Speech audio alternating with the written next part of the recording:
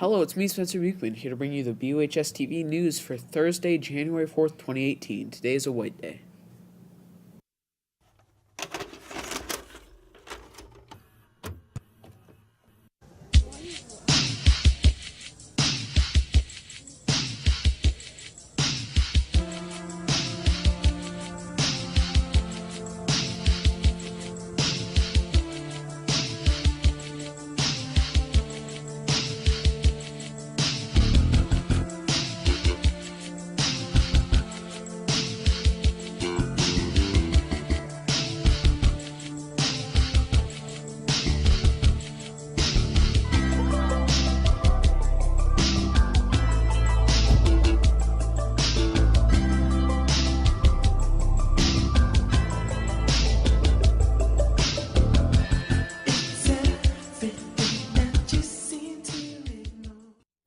The Brattleboro ski area at Living Memorial Park is always only $5 for an all-day or night lift ticket. Kids under 5 are free. Open Thursday and Friday, 3 to 9, Saturday, 10 to 4, and Sunday, 12 to 4. Completely run and funded by volunteers. Please come and volunteer and earn community service hours. For more information, contact www.vermontsnowsports.org, Facebook, Living Memorial Park Snow Sports, or Instagram at Brattleboro Ski Area. Now, over to the weather with Spencer Beekman. Hello, it's me, Spencer Beekman, here to bring you the weather for the rest of a week, 5 days, whatever. Anyway, so on Spencer Beekman, we have a high of Spencer and a low of Beekman. On Spencer Beekman, we have a high of Spencer and a low of Beekman. And on Spencer Beekman, we have a high of Spencer and a low of Beekman. And on Spencer Beekman, we have a high of Spencer and a low of Beekman. And finally, on Spencer Beekman, we have a high of Spencer and a low of Beekman. Now back to the desk. The Brattleboro Union High School Music Department will present an evening of instrumental chamber and cymbals on Thursday, January 11 at 7 p.m. The event will take place in the auditorium of the new Brattleboro Music Center facility on Guilford St. No admission will be charged. Now let's take a look at an interview directed by Caleb. My name is Casey O'Brien. I'm a senior at BUHS. I took TV production last year for a semester, and I enjoyed it, but I noticed some things when I was there, like nobody really watched it. And I think that that's one because when the TV production, when like the show moved from all of the televisions in the school to a YouTube channel, people weren't forced to watch it. And so now the only way to attract an audience to the show is by sharing like quality videos and funny videos. And hello, I am Jesse Martin. You guys might have known me from previous BUHS TV. I've done it 2 years now. Well, in the past, I'm out of school now. I think you guys should try and get back to live, or just get the school to see the channel more and just get the word out there. And that's what I got. I'm Cassandra Martin, Kayla's mom. I watch BUHS TV. A couple of things I've noticed is a few times they've done sports. They've talked about how some of the student sports teams are doing. They don't seem to do that with a lot of regularity. It'd be nicer to see that. The other thing is some of the documentaries get a little long-winded. Maybe a little bit more editing would be nice. Oh, and the intros. It used to be last year I noticed there seemed to be more intros. This year it seems like they've kind of gotten stuck with one intro I'm kind of done with it.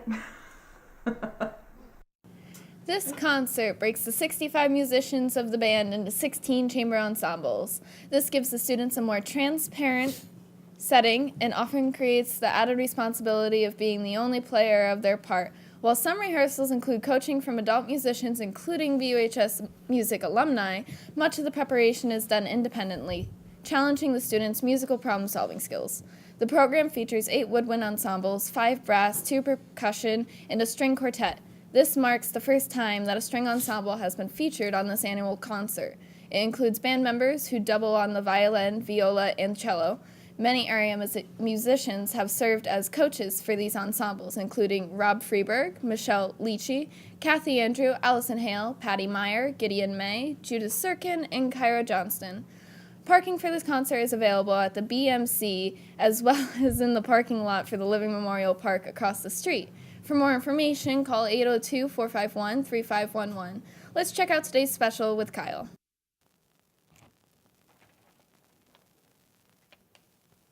Oh, hi. I didn't see you there.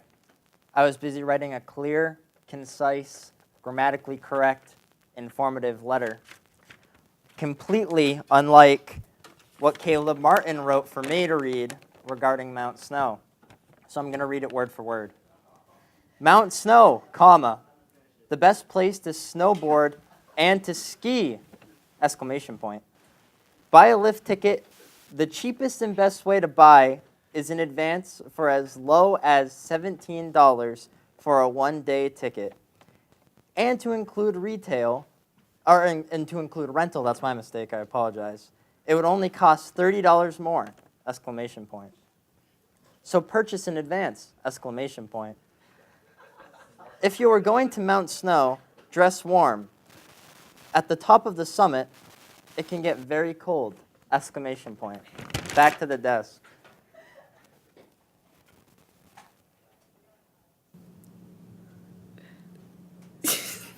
Hello. Students who would like to participate in Poetry Out Loud on January 12th, please check in with Mr. Canizero. Miss Ingolstad's drawing class is looking for volunteers to come model for them in portraits and figure drawings until the end of the semester during Block 3, but not sea lunch. Community service hours will be given if interested. Please email Miss Ingolstad at binkvoldstad@wsesu.org or drop by room 228. Now we're going to watch a politics documentary. Documentaries at the end. Keep going. Okay. The cross-country skiing trails have been groomed up nicely. Tomorrow will be an ideal time for a little ski after school. Classic or skate, the conditions are wonderful. Now over to the sports with Nick. Good morning. I'm Nick with today's sports.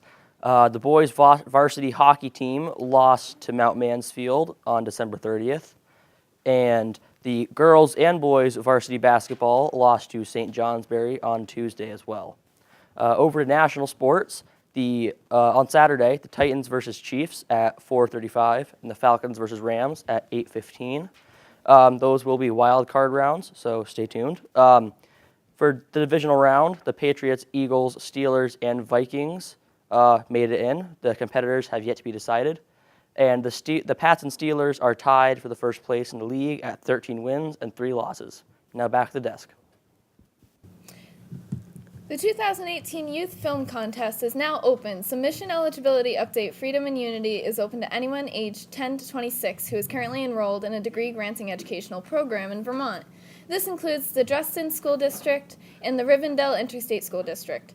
All others are encouraged to apply to the White River Indie Festival Regional Showcase. More information at wrif.org.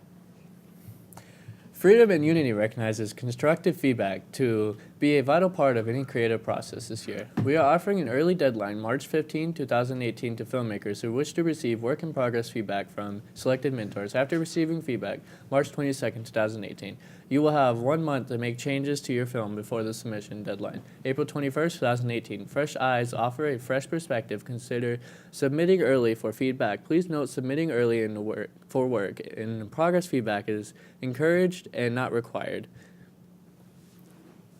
Goodbye. It's me, Spencer Beekman. That's all we have for today, and we'll see. We're gonna show the documentary now.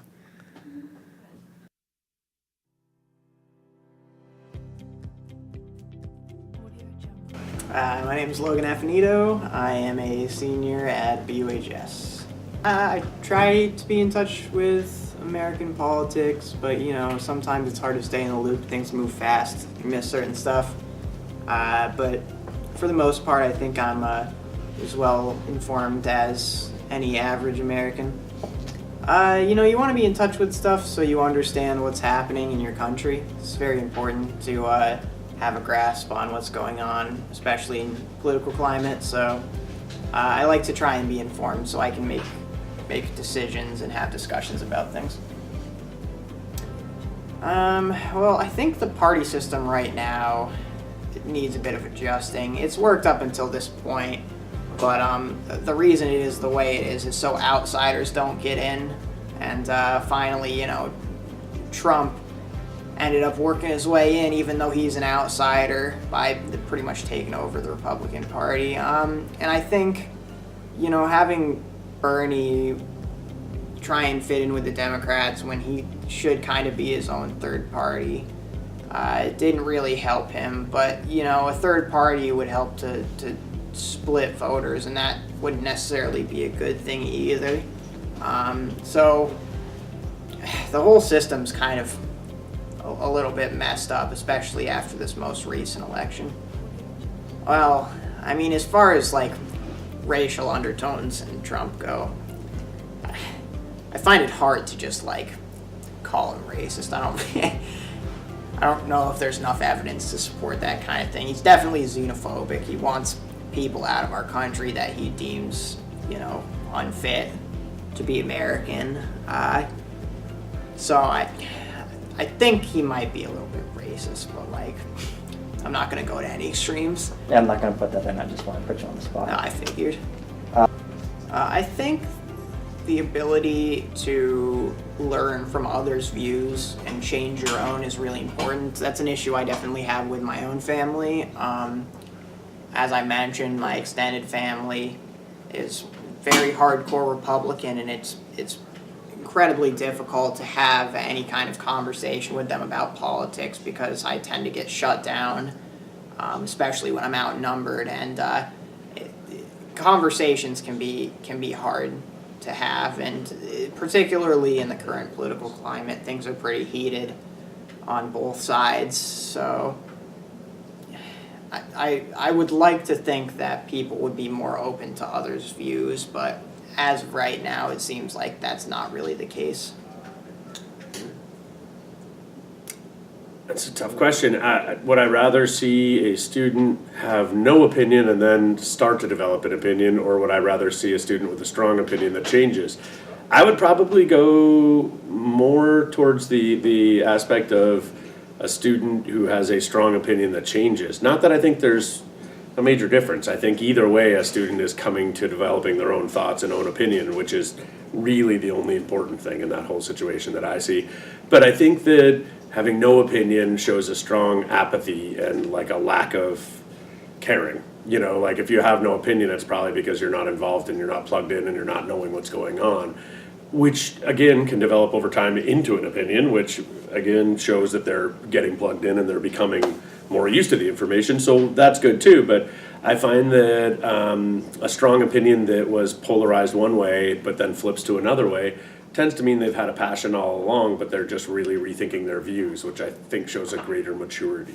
For example, when I was in high school, and I don't mind explaining my political views, but when I was in high school, I was kind of raised in New Hampshire, and a lot of my family was extremely conservative and Republican, and I, for a long time, kind of touted those beliefs, and it wasn't until I kind of came out from under my small hometown and got out and saw the world and got out from under my parents' wing and really experienced like diverse culture, diverse people, diverse economic backgrounds, and seeing the rest of the world, that I think my political views were a little upended, and it caused me to sit down and recalibrate and rethink things. And I think as a result, my political views are drastically different now than they ever were. So I think that's probably the one. I don't think they're necessarily one's greater than the other, but I do think that one should always be constantly re-examining their beliefs, their views, and challenging what they believe to be true.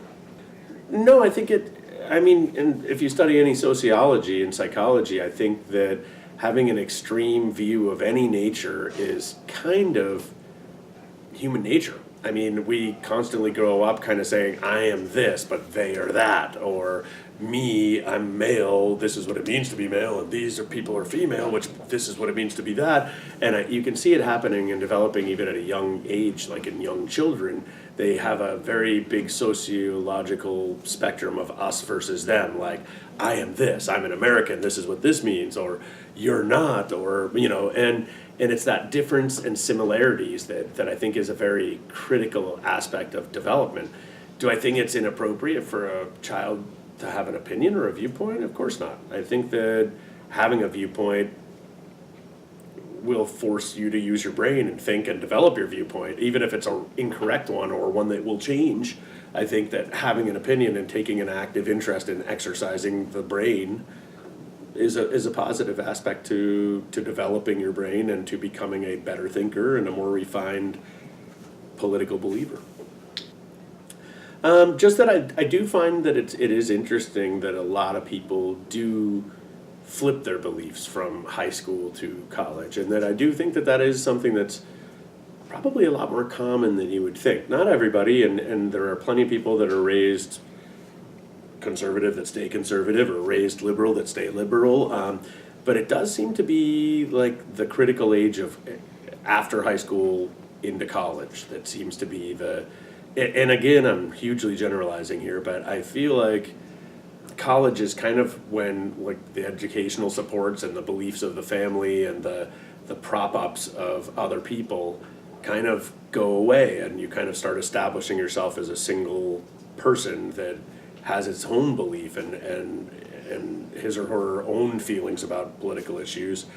And I feel like it tends to happen when you're first thrust out into the world by yourself. So I feel like it is a common thing to happen, like when a student moves out of their hometown, is away from everything that's familiar to them. That is the utmost great challenge to their set and system of beliefs, and often that is the time when beliefs change the greatest. All right, thank you. Sure.